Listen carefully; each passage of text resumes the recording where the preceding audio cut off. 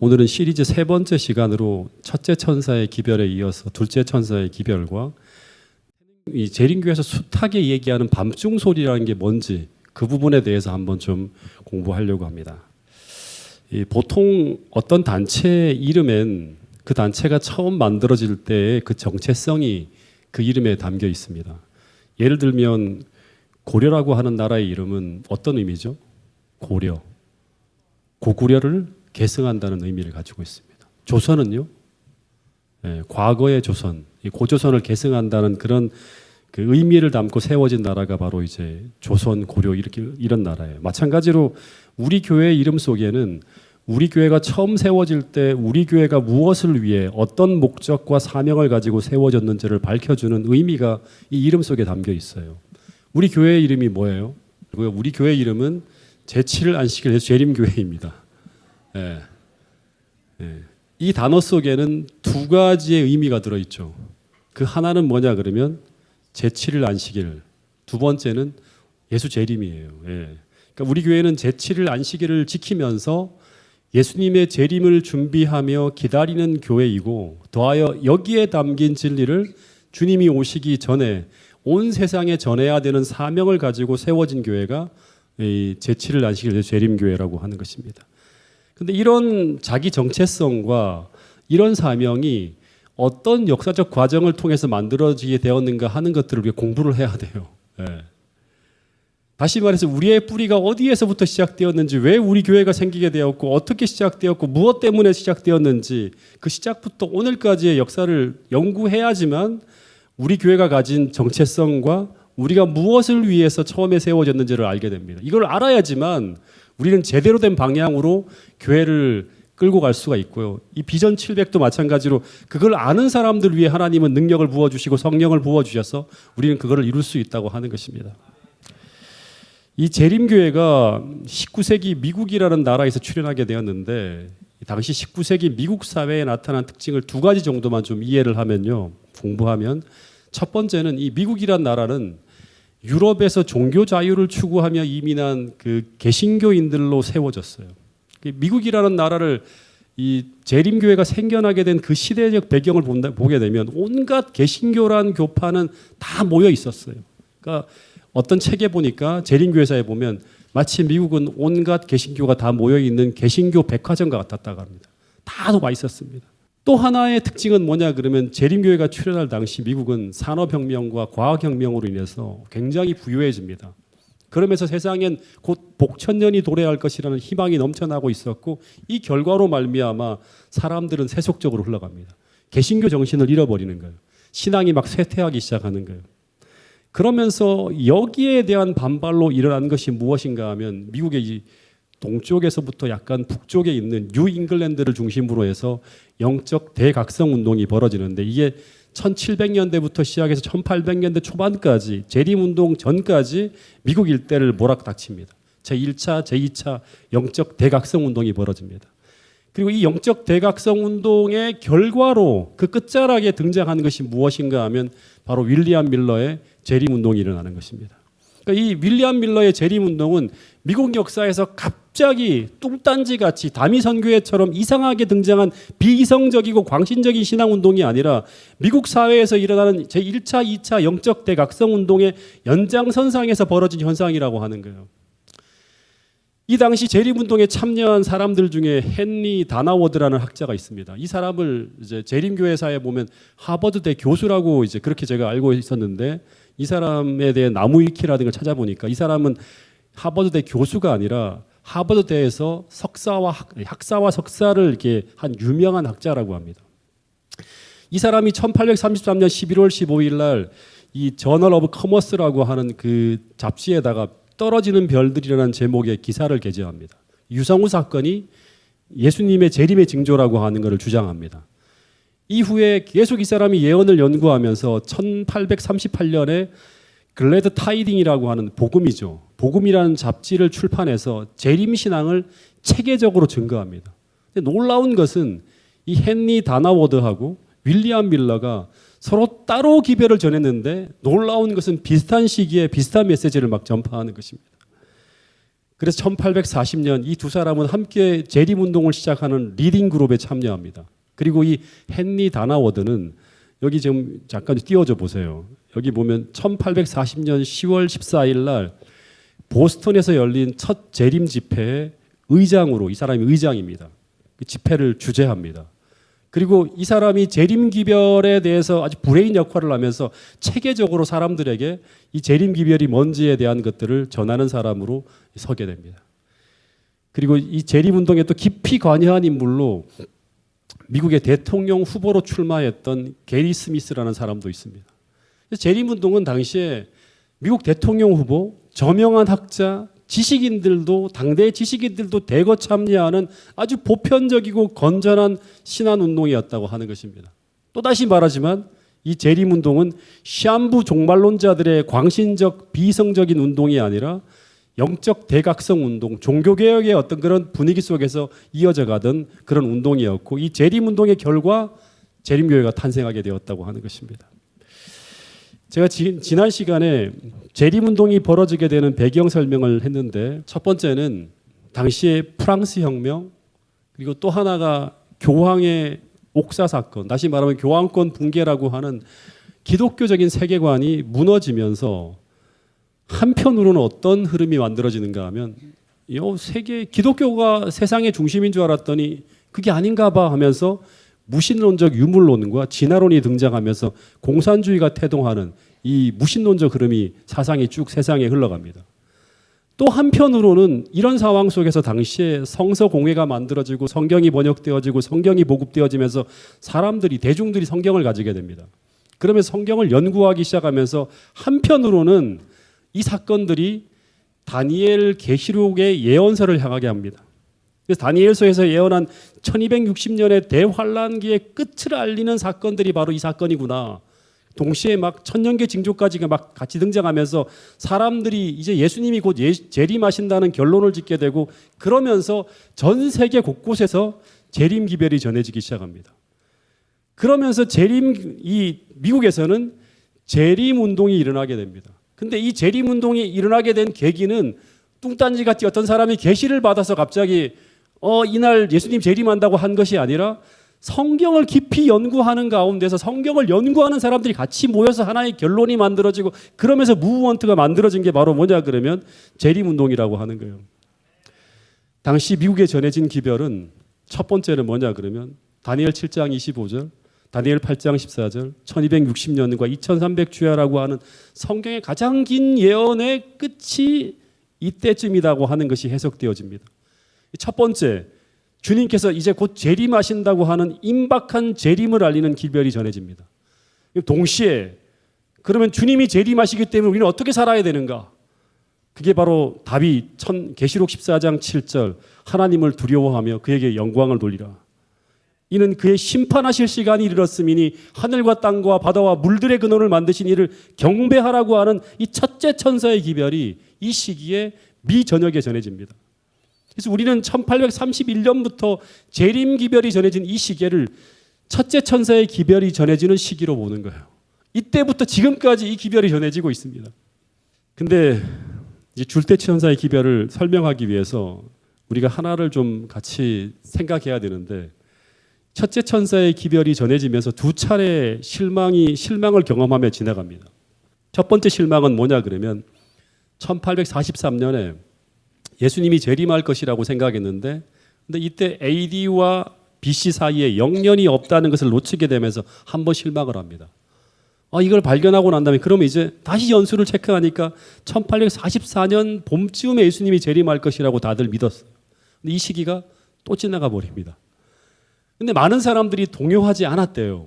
그 이유가 뭘까요? 이렇게 되면 거짓말이네 하고 사람들이 막 흩어져야 되는데 흩어지지 않았다고 하는 거예요. 그 이유가 뭐냐 그러면 그 당시 재림운동에 참여한 사람들에게 이 날짜를 정하는 일은 중요하지 않았기 때문이라고 하는 거예요. 이 재림교회 백과사전 밀러 운동장을 보면요, 이 운동이라고 하는 챕터가 있어요. 거기 보면 밀러는 정확한 날짜를 특정하기를 꺼렸다고 합니다. 언제쯤일까요? 하면 그 특정하는 게 그날과 그 시는 아무도 모른다고 했기 때문에 나는 잘 몰라. 그리고 그 다음에 보면 일반적으로 밀러는 대략 하도 모르니까 1843년쯤에 아마 오시지 않을까를 언급했고, 일부 재림운동가들은 날짜 선정 자체를 거부했다고 합니다. 이건 성서적이지 않아 하면서 막 거부하는 사람들이 있었어요. 그리고 또 날짜를 정하는 사람들도 그냥 일반적으로 1843년에서 1847년 사이에 다양한 날짜를 제시합니다. 특정 날짜 예수님이 오신다고 하지 않았기 때문에 1843년 좀 많은 사람들이 그때쯤 올 거라고 하는 한 번의 실망이 지나가고 1844년 봄이 지나갔지만 이 운동이 크게 흔들리지 않았다고 합니다. 왜냐하면 이들에게는 날짜보다 재림 준비를 위한 영적 각성과 종교 개혁이라는 것이 더 중요했기 때문이라고 하는 거예요. 당시 사람들에게는. 근데 대쟁투 학원 경고의 거절이라는 장을 한번 읽어보세요. 여기 보면 이때 첫째 천사의 기별을 거절하던 시기의 미국의 분위기를 설명하고 있습니다. 미국에 있는 대부분의 교회는 이 첫째 천사의 빛을 거절합니다. 그리고 초기 문집 286페이지에 보면 이 첫째 천사라고 하는 챕터가 나오는데 거기에 하나님께서 이 첫째 천사의 기별을 보내신 이유는 뭐냐 그러면 당시 세속화되어져 있던 교회를 회복하기 위해 보내신 빛이었다고 합니다. 그래서 이 첫째 천사의 기별은 한편으로는 경고의 기별이기도 하지만 또 한편으로는 교회를 치유하는 치유의 기별, 이걸 받아들이면 하나님께 영광을 돌리고 성서적인 부분들을 방향으로 교회가 개혁하기 때문에 재림 준비를 할 수 있는 그런 방향으로 교회가 개혁되어질 수 있었어요. 그래서 교회가 이 빛을 거절하게 될 때 초기 문집 237페이지 보면 그들은 하나님의 은총에서 떨어져 나갑니다. 멀어져 가요. 그리고 교회는 하늘의 빛을 거절함으로 말미암아 다른 영에 사로잡힙니다. 그리고 그 교회에서 그 빛을 전하려고 하는 자들을 전하지 못하도록 압제하고 나중엔 이들을 교회에서 출교하는 일이 벌어지면서 교회가 깊이 타락하게 됩니다. 그러면서 자연스럽게 1844년 봄 이후에 어떤 기별이 전해지는가 하면 계시록 14장 8절에 둘째 천사의 기별이 전해집니다. 그 기별의 내용이 뭐냐 그러면 무너졌도다 큰 성 바벨로니여라는 경고의 기별입니다. 한번 읽어보겠습니다. 시작. 또 다른 천사 곧 둘째가 그 뒤를 따라 말하되 무너졌도다 큰 성 바벨론이여 모든 나라에게 그의 음행으로 말미암아 진노의 포도주를 먹이던 자로다 하더라. 이 본문에 보면 이 바벨론은 왜 무너집니까? 왜 무너지죠? 교회가 음녀가 되었기 때문에 무너지는 거예요.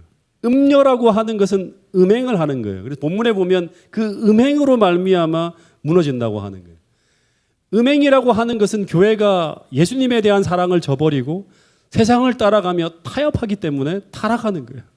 실제 요한계시록 1장 17장 1절부터 5절에 보면 계시록 12장의 여자로 상징된 교회가 음녀로 등장합니다. 그 음녀를 계시록 17장 5절에 보면 뭐라고 표현하는가 하면 똑같이 바벨론이라고 표현해요. 그 이마에 여자의 이마에 이름이 기록되었으니 비밀이라 큰 바벨론이라고 하는 거예요.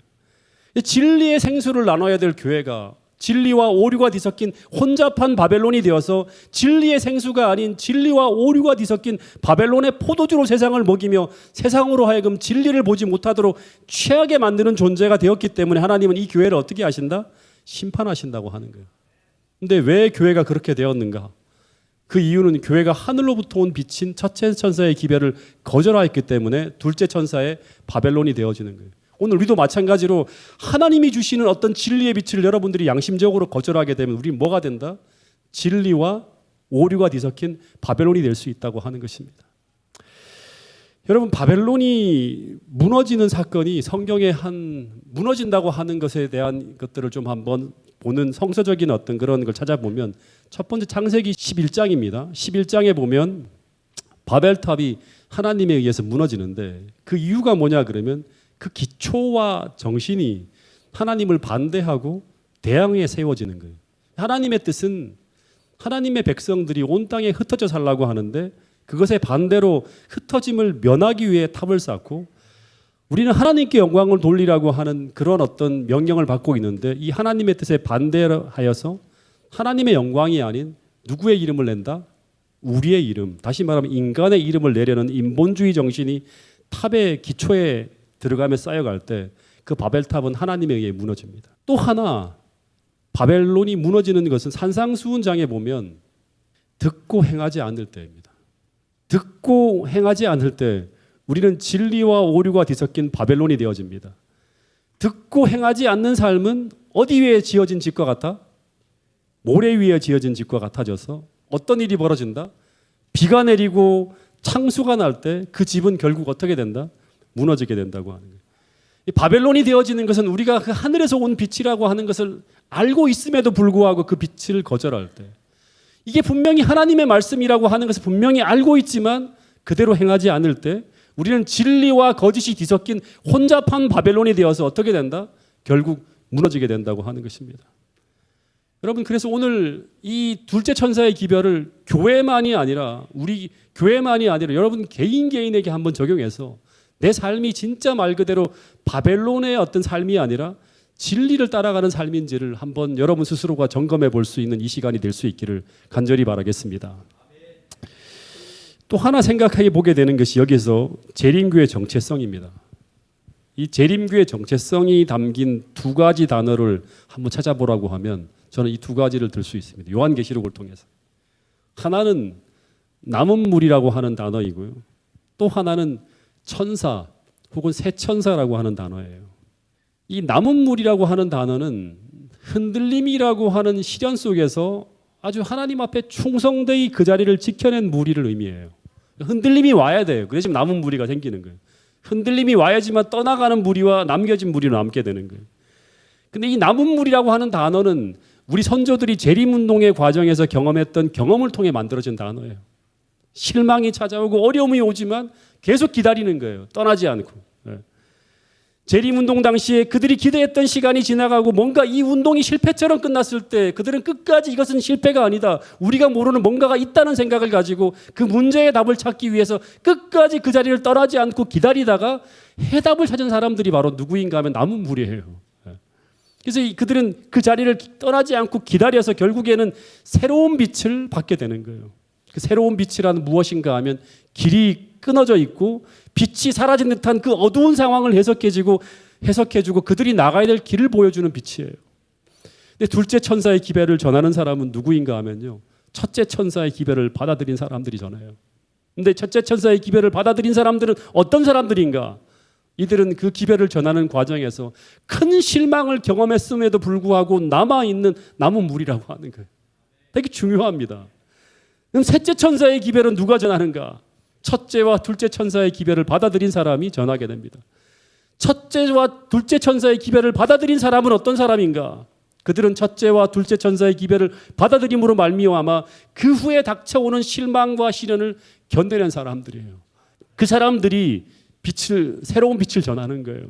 이 남은 무리는 받은 빛을 전해야 되는 사명이 있는 사람이에요. 이걸 전해야 된다고 하는. 그래서 새 천사라고 할 때 이 천사라고 하는 단어는요, 원어로 보면 천사가 뭐죠? 앙겔로스예요. 앙겔로스, 천사라고 할 때.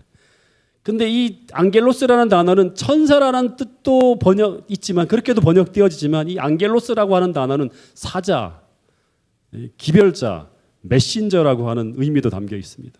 이 새 천사는 받은 빛을 세상에 증거하는 자로서의 우리의 정체성을 담고 있는 단어예요. 우리를 전하지 않으면 우리는 이 새 천사의 기별을 전하고 있는 재림교인들이 아니에요. 교회만 다니는 사람이지. 어쨌든 이렇게 재림운동은 한 차례의 시련의 시간이 지나가고 이 시련의 때를 견디어낸 남아있는 무리에게 한 빛이 임해요. 이 빛은 첫째 천사의 기별의 실망 이후에 받은 이 빛은요, 재림교 역사상 가장 큰 빛 중에 하나예요. 가장 큰 빛 중에 하나예요.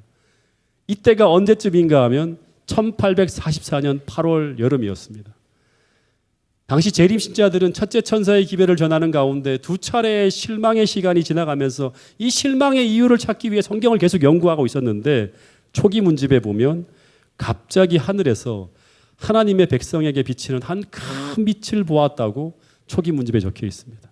이 빛은 여기 보면 태양처럼 맑은 빛이에요. 세상이 다 환해지는 거예요. 모든 오류가 다 사라지는 것처럼. 근데 이 빛은 재림교의 역사상 가장 중요한 빛인 밤중 소리 빛이라고 합니다. 엘렌 화이트는 초기 문집 14페이지에 보면 나의 첫 이상이라고 하는 그녀의 첫 번째 계시 속에서 하나님은 뭘 들려주는가 하면 대실망했잖아요. 1844년 10월 달에. 이걸 해석해 주는 빛이에요. 하늘로 향하는 좁은 길을 재림 성도가 쫙 이제 걸어가는데, 하늘을 향해 걸어가는데 그 길을 출발점에 놓여 있는 한 빛이 그들의 뒤를 비추었는데, 이 빛이 무엇인가를 묻는 엘렌 화이트에게 그 천사가 이 빛을 밤중 소리 빛이라고 소개합니다. 여러분, 큰 빛이 비친다고 하는 것은 무엇을 의미하는가 하면 남은 무리에게 새로운 깨달음과요, 사명이 주어지면서 큰 무브먼트가 일어나는 것을 의미해요. 빛이 주어진다고 하는 건 뭐냐 그러면 새로운 깨달음과 거기에 따른 사명이 주어지면서 큰 운동이 일어나는 것이 바로 뭐냐 그러면 빛이 주어지는 거예요. 여러분, 이런 기록이 있습니다. 제가 이 말씀 보면서 진짜 너무너무 막 가슴 벅차게 이런 운동이 또 한 번 교회를 중심으로 일어났으면 좋겠다는 생각이 들었습니다. 사도시대 이래로 모든 위대한 종교운동 중에서 1844년 가을의 재림운동만큼, 가을이라고 하는 건 이게 바로 뭐냐 그러면 밤중소리 운동이에요. 인간적인 결함과 사단의 관계에서 벗어나는 운동은 없었다. 그러니까 완전히 사단이 얼씬도 할 수 없을 만큼 아주 강한 성령의 역사가 일어나는 운동이었어요. 그 후 여러 해를 지난 오늘에 있어서까지도 당시의 운동에 참가하여 진리의 토대 위에 굳게 섰던 사람들은 누구나, 함께 그 운동의 무브먼트 속에 같이 지나갔던 사람들은 누구나 당시의 그 복된 사업에 나타났던 거룩한 감화력을 깨닫고 그것이 하나님께 속한 운동이었음을 여전히 느끼고 있다. 여러분, 대쟁투 학원에 보면 그 운동에 참가했던 또 다른 사람은 이렇게 운동을 소개합니다. 그 운동 속에서 진짜 죽으라고 안 되던 세상에 대한 애착이 버려집니다. 절대 아무리 노력해도 안 되던 세상에 대한 애착이 다 버려집니다. 절대 해결이 안 되던 다툼과 원한을 회개하게 됩니다. 모든 잘못을 고백하고 하나님 앞에 굴복하며 일찍이 경험해보지 못한 겸비와 완전한 순종을 경험하게 됩니다. 하나님이 하라고 하면 다 하고 싶어요. 진짜 주님이 임박해 왔기 때문에 진짜 말 그대로 버려야 될 것들을 완전히 버리는 그러한 놀라운 일들이 벌어집니다. 어떻게 이런 일이 일어났는가? 그때 이들은 정말 요엘 당시에 여호와의 큰 날이 절박해오는 때에 사람들이 마음을 찢고 금식하고 통회함으로 하나님께로 돌아왔던 것처럼 그런 깊은 회개를 통해서 하나님께 전적으로 돌아가는 경험을 했다고 하는 것입니다. 이게 바로 밤중소리 운동에 함께 참가했던 사람들이 경험했던 놀라운 경험이라고 하는 것입니다. 초기 교회에 벌어졌잖아요. 여러분, 우리가 재림교회는 이 다시 한 번 더 늦은비 성령 운동을 경험한다고 하는 것은 이 경험 속으로 들어가는 것을 의미합니다. 여러분, 이런 날을 우리가 기다리고 있다고 하는 사실을 우리 모두가 기억할 수 있게 되기를 간절히 바라겠습니다. 이런 시간이 일어난 그 영광스러운 장소와 시간이 언제였는가? 주님이 오실 것이라고 기대하던 1843년 그리고 1844년 봄이 지나갈 때 재림운동이 조금 시들어졌어요. 왜냐 그러면 텐션이 없기 때문에. 근데 1844년 8월 12일부터 17일까지 뉴햄프셔주가 여기 보면 미국 거의 북쪽이거든요. 한번 제가 이번에 캐나다를 가는데 한번 가게 되면 여기를 한번 들러볼 수 있으면 좋겠다는 생각도 한번 해보게 됩니다. 이 엑세터라고 뉴햄프셔주의 엑세터라고 하는 그 마을에서 캠프 미팅 야영회가 있었습니다. 근데 이때 한 사람이 등장하게 되는데 이 사람은 사무엘 스노우라고 하는 사람입니다. 이 사람의 이름을 좀 기억해 놓으시기 바랍니다. 이 사람은 당시 캠프 미팅의 강사가 아니었고 원래는 이 사람 자리에 누가 설교를 하기로 돼 있었는가 하면 조셉 베이츠가 이 시간에 배정된 강사였는데 이 조셉 베이츠가 그 캠프 미팅 참여하면서 특별한 기별을 가졌다고 추천을 받은 사람이 사무엘 스노우라는 사람이에요. 그래서 이 사람에게 한번 시간을 양보하여 줍니다. 근데 이때 이 조셉 베이츠를 대신해 등장한 이 사무엘 스노우라는 사람이 당시 그가 그동안 연구했던 자료를 발표하는데 그 발표 내용이 엄청난 반응을 불러옵니다. 재림운동을 완전히 새로운 방향으로 끌고 가는 거예요. 재림교회사에 있는 표현을 그대로 옮기면 당시 집회장은 열광의 도가니였다고 합니다. 열광의 도가니. 와! 이 사람은 성소를 연구하면서 다니엘 8장 14절의 성소정결이 대속죄일을 의미하는 것이고 이 대속죄일이 유대력으로 7월 10일인데 그 날짜를 카라이트 역으로 환산해 보니까 양력 10월 22일이라는 것을 확인하여 발표하게 됩니다. 다시 말해 예수님이 재림하는 시기가 1844년 봄이 아니라 가을이고 그 날짜가 1844년 10월 20일, 9월 지금 8월이잖아요. 4개월도 채 안 남은 거예요.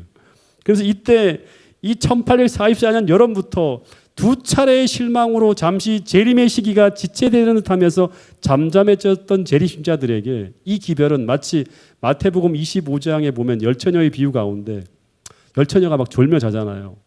재림의 지체로 재림신자들이 다 졸며 잘 때 마치 밤중에 큰 소리가 들려오는데 그 소리가 무슨 소리죠? 보라, 신랑이로다 맞으러 나오라는 기별이 선포되어지는 것입니다. 그래서 이때 이 메시지를 재림교회는 마태복음 25장 열처녀의 비유에 나오는 이 다 졸며 자고 있는 열처녀를 깨우는 밤중손이라고 규정합니다. 그래서 실제 이것을 이 마태복음 25장의 경험을 재림운동 당시의 경험으로 이렇게 같이 연결시키는 거예요. 근데 이 분위기가 10월에 들어서서 절정에 도달하게 되고 그러면 이 소식이 미국 전역 각 교회로 다 전해집니다. 그때 교회에서는 큰 반대가 일어나고 재림기별을 전하는 신자들을 막 출교시켜 버립니다. 그래서 이들이 기존의 교회로부터 분리되어 나오면서 어떤 기별을 또 전하는가 하면 계시록 18장 4절에 내 백성아 거기서 나오라고 하는 기별을 전하게 됩니다. 이 둘째 천사의 기별이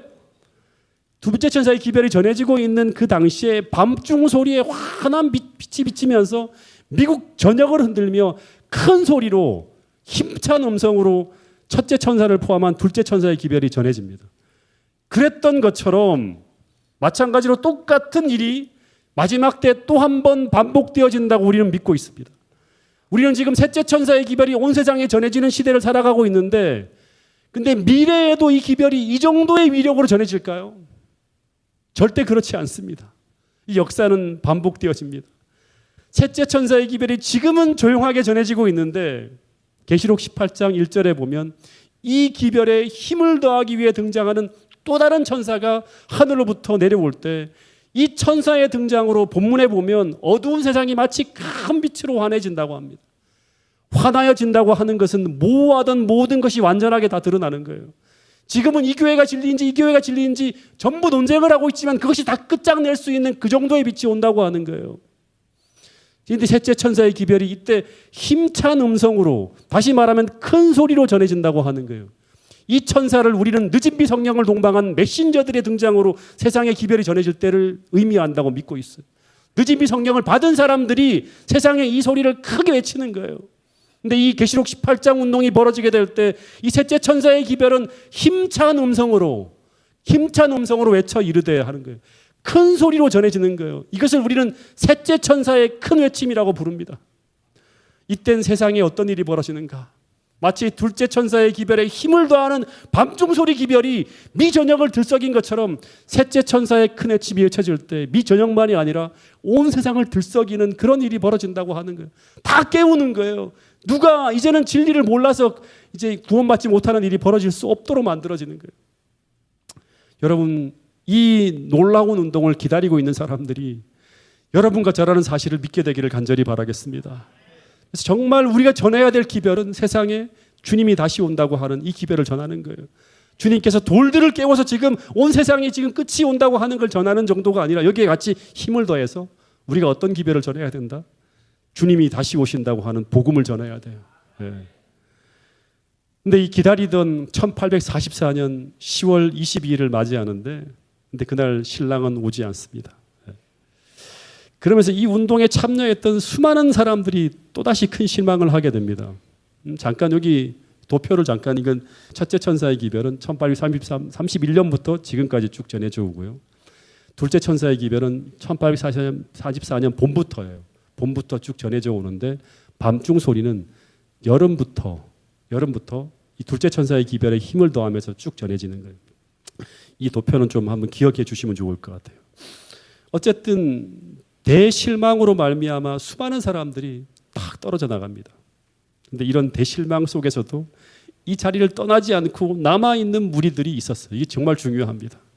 이들이 누구인가 하면 이 운동이 밤중 소리 운동이라고 계속 계시를 통해서 보여줍니다. 그러면 우리는 이 마태복음 25장 열처녀의 비유에서 이 해답을 찾아야 돼요. 마태복음 25장 열처녀의 비유에 보면 보라 신랑이로다 맞으러 나오라 할 때 이 밤중 소리가 들려올 때 슬기 있는 처녀들은 대실망이라고 하는 큰 흔들림 속에서도 무너지지 않고 그들은 하늘이 주신 빛을 받아서 그 잃어버린 신랑이 있는 혼인잔치 집으로 믿음으로 들어갑니다. 그래서 믿음으로 신랑을 만나요. 슬기 있는 처녀들은. 근데 다시 말하면 이 슬기 있는 처녀들은 대실망이라고 하는 큰 흔들림 속에서도 무너지지 않고 실망을 견디어낸 사람이에요. 근데 그들은 무엇 때문에 실망을 견디어냈는가? 마태복음 25장에 보면 이들은 등과 함께 기름을 소유했기 때문입니다. 근데 이들은 등을 소유했다고 하는 건 이 시대를 보세요. 이 시대를. 등을 소유했다고 하는 건 이 시대를 밝혀주는 진리, 다시 말하면 재림 기별, 새 천사의 기별을 가지고 있었어요. 이들이 소유한 기름은 뭐냐 그러면 성령인데 구체적으로 말하면 막연한 성경이 아니에요. 여러분 다 읽어봐야 돼요. 예언의 신을. 그 기별을 삶에 적용하며 살아가는 가운데 경험하는 성령의 내적 체험이었다고 실물교훈과 대쟁독 학원에 적혀 있습니다. 그래서 이 열처녀의 비유를 통해서 주님께서 오늘 우리에게 주시는 진짜 중요한 교훈은 또다시 반복하지만 신랑이 오기 직전에 재림신자들이 경험하게 될 그 지체의 시간을 대비하여 뭘 준비하라? 기름을 준비하라고 하는 거예요. 마태복음 25장의 그 열처녀의 비유를 보면 슬기로운 처녀와 어리석은 처녀들은 대실망이 찾아오기 전까지는 둘 다 등을 준비하고 있었기 때문에 차이가 없어 보였습니다. 근데 이들이 분리되어지는 때는 신랑이 도착하는 시간이 지연될 때, 기대했던 시간보다 지체되는 일이 벌어질 때예요. 대실망을 경험할 때입니다. 좌절의 시간을 경험할 때입니다. 이때 이 지체되는 시간 동안 이 등을 계속 밝힐 수 있는 충분한 기름을 가지고 있는 슬기로운 처녀는 결국 그 흔들림 속에서도 시련을 견디어내고 혼인잔치집으로 들어갑니다. 근데 어리석은 처녀는 다시 말해 충분한 기름을 소유하지 못한 자들은 흔들림에서 떨어져 나가게 된다고 하는 것입니다. 여러분 오늘 우리는 우리 인생의 가장 깊은 밤중에도, 다시 말해 우리 인생의 가장 어둡고 가장 깊은 절망과 큰 실망이 찾아오는 그 순간에도 그 등불이 꺼지지 않도록 그 등을 밝힐 기름을 준비해야 된다는 사실을 우리 모두가 기억할 수 있게 되기를 간절히 바라겠습니다. 그래서 오늘 우리는 성경의 지식인 등만이 아니라 등과 함께 성령의 내적 체험인 기름이 있는가를 물어야 돼요. 스스로에게 물어야 됩니다. 이것은 또다시 말하지만 진리의 기별을 단순히 지식으로 아는 것만이 아니라 오늘 우리 신앙이 이 진리의 기별을 삶으로 받아들인 체험까지를 우리가 하고 있는가를 스스로에게 물어야 된다고 하는 것입니다. 재림을 준비하는 우리에게 가장 중요한 질문이 바로 이것이라고 하는 것입니다. 대쟁두 학원에 보면 이런 말씀이 있습니다. 슬기 있는 자들이 소유한 기름을 뭐라고 하는가 하면 여기 보면 하나님의 은혜, 곧 거듭나게 해주고 심령을 깨우쳐주는 성령의 능력으로 표현하고 있습니다. 이 슬기로운 처녀들은 어떻게 이 기름을 소유하게 되었는가 하면 하나님을 두려워하는 중에 진리를 배우기 위하여 성경을 연구하였고, 또 하나는 뭐냐 그러면 생애와 심령의 순결을 얻기 위하여 열렬히 노력하였다고 합니다. 이런 사람들이 체험을 하는 거예요. 그 결과 이들은 그분의 말씀을 믿는 믿음을 개인의 생애에서 체험하게 되었다고 합니다. 근데 어리석은 처녀들은 등을 가지되 기름을 가지지 아니하였는데 이 결과 스스로에게 물어보세요. 이들의 신앙은 충동에 의해서 움직였다고 하는 거예요. 다시 말하면 분위기와 감정에 이끌려 움직였다고 합니다. 또 하나, 이들은 그 엄숙한 기별을 듣고 두려운 마음을 가졌다. 두렵다. 뭔가 분위기가 느낌이 오는 거예요. 그러나 이들의 또 하나의 특징은 그들은 형제들의 신앙에 의존하였다고 합니다.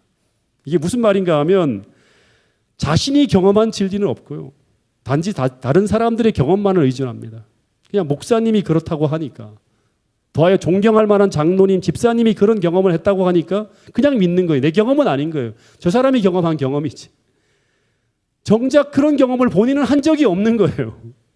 그래서 진리에 대한 충분한 이해나 마음속에 은혜의 진실한 역사가 없는 신앙인이 바로 어리석은 처녀로 살아가는 사람들이 전부 경험입니다. 경험. 중요한 것은. 그래서 이들은 위태롭게 흔들리는 감정의 불빛에 만족하였다고 합니다. 그래서 이들은 보상을 즉시 받으려는 희망을 가지고 주님을 맞이하러 나갔는데 주님이 오시지 않는 거예요. 이 기름의 부족으로 말미암아, 체험의 결핍으로 말미암아 그들은 지체하는 일과 실망을 견딜 만한 준비가 되어 있지 않았고 결국 흔들림이 올 때 이들은 다 그 위치를 떠나게 되는 거예요. 여러분, 대실망을 통해 두 무리가 나눠집니다. 남은 무리는 등과 함께 기름을 소유한 사람입니다. 다시 말해 이들은 재림운동의 과정을 통해 성령의 역사를 경험한 사람들이, 이들은 진리가 삶으로 경험되어지는 실제적인 변화를 체험한 사람들이에요. 그 대표적인 사람을 한 사람 뽑으라고 한다면 저는 엘렌 화이트를 꼽을 수 있습니다. 저는 자서전을 읽어보면서 엄청난 감동을 받았어요. 이 엘렌 화이트는 정말 세상에서 희망을 다 잃고 절망 속에 살아갈 뻔한 그런 사람이었는데 재림운동을 통해 예수님을 만나고 삶의 극적인 변화를 경험합니다. 이 사람은 그 자리를 떠날 수가 없는 거예요. 하나님을 만났기 때문이에요. 이 제7월 운동의 성령의 놀라운 능력을 직접 체험한 사람들은 지금까지 경험한 모든 것이 하나님의 인도하심이라고 믿었기 때문에 그들은 그 자리를 떠날 수가 없는 거예요. 더 밝은 빛을 구할 수밖에 없는 거예요. 뭐가 잘못됐는지 하나님 알려달라고 계속 기도하는 것입니다. 여러분, 가력 뽑은 기별 2권 102페이지에 보면 이런 말씀이 있어요. 저는 이거밖에 안 보이더라고요. 첫째와 둘째와 셋째 천사의 기별을 전파하는 백성들은 체험적인 지식을 갖고 있는 사람들이래요. 근데 반면 그 경험들을 갖지 못한 사람들은 전부 다 어디로 간다? 유혹이 찾아오거나 큰 실망이 찾아오면 거짓된 길로 빠져들어가는 거예요. 이 교회가 진리가 맞나? 아닌 것 같은데 떠나는 거예요. 여러분, 오래전 가까운 목사님이 이 교회를 떠나게 될 때 그 목사님과 대화를 장기간 나누었는데 많은 얘기가 다 남지 않고요. 딱 하나 남은 게 뭐냐 그러면 이분이 하신 말씀 중에 이런 말씀을 하셨어요. 이분은 재림교회를 평생 다녔는데 다시는 평생 이 진리를 통해서 그리스도를 만나지 못했다고 하는 거예요. 이 충격이었습니다.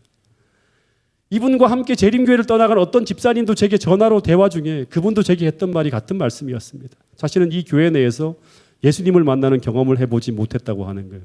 다시 말해 진리를 통해 그리스도를 만나지 못했다고 하는 것입니다. 그래서 이들이 했던 말은 그 이유가 뭐냐고 물었더니 이 교회가 복음을 가지고 있지 않기 때문이라고 하는 것입니다. 여러분, 그런데 이 주장은 초기 재림운동 당시에 이 대열에서 떠났던 분들이 일관되게 했던 말이에요. 일관되게 했던 말이에요. 여러분, 재림교회의 진리는 어떤 하나의 이론이 아니라 우리가 잃어버린 그리스도를 다시금 만나게 하는, 경험을 하게 하는 기별이에요. 이 영원한 복음인 것입니다. 그래서 우리는 이 재림기별을 통해서 세상이 잃어버린 그리스도를 다시 만나게 해주고 찾게 해주고 가깝게 다가가게 만들어주는 기별이 바로 이 기별을 통해서 우리가 경험할 수 있는 축복이라고 하는 것입니다. 여러분, 초림 당시에 복음은 예수님이 이 땅에 나셨다고 하는 것이 복음입니다. 재림이 임박한 이 시기의 복음은 그리스도께서 다시 이 땅에 우리를 데리러 오신다고 하는 게 복음이에요. 근데 그분이 지금 어디에 계시는가? 그분이 지금 이 땅에 오시는 준비를 하시기 위해서 하늘 지성소에서 우리를 중보하고 계시다고 하는 것을 믿는 것입니다. 셋째 천사의 기별을 통해 남은 무리들은 이 대실망을 통해 잃어버린 그 예수님을 성경 연구를 통해서 지성소에서 만나게 되는 거예요. 그리고 그 믿음으로 그들은 초기 문집에 보면 힘과 능력과 평안을 얻었다고 하는 기록이 있습니다. 다시 말하면 주님을 만나는 경험을 했다고 하는 것이죠. 여러분, 지금 교회 안에서는 흔들림이 있을 수 있습니다. 우리를 실망시키는 일들이 벌어지고 재림교회 내에 큰 영향력을 발휘해 오던 별과 같은 분들이 이 흔들림 속에서 이 대열에 이탈하는 것을 우리가 볼 수도 있을 것입니다. 여러분, 이때 이 흔들림이라는 단어와 남은 무리라고 하는 두 단어를 우리는 꼭 생각해야 됩니다.